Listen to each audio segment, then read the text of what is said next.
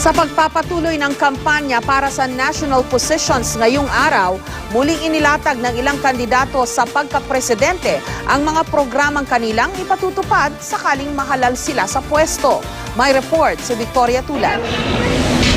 Sa Santa Ilocos Sur nangampanya ngayong araw si Vice President Jejomar Binay. Hindi niya kasama ang katandem na si Senador Gringo Honasan.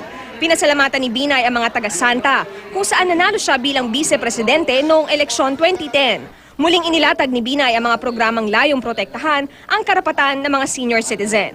Dignity and respect for senior citizens was started in Makati, pampered with all the benefits.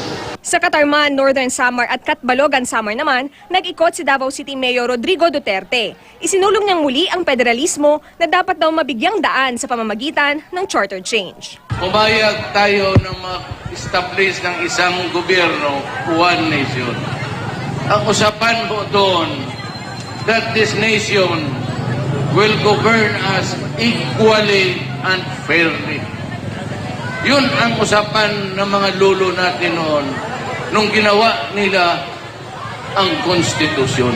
Hindi niya kasama ang katambal na si Senador Alan Peter Cayetano.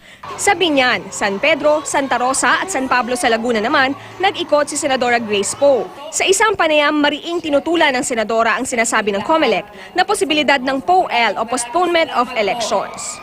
Natatakot lamang ako na pag nag-manual tayo uli o kung mas postpone ng elections, baka mamaya mamayagpag na naman ang mga katulad ng mga Garci na nangyari noon. Wala namang schedule ng kampanya si Senador Cheese Escudero.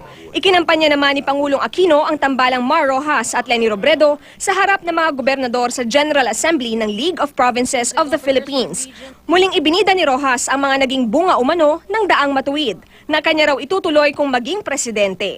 Itong nakaraang 5 taon ay halimbawa ng kung ano pa ang maaaring mangyari sa darating na 6 na taon sakaling tama ang pili po natin.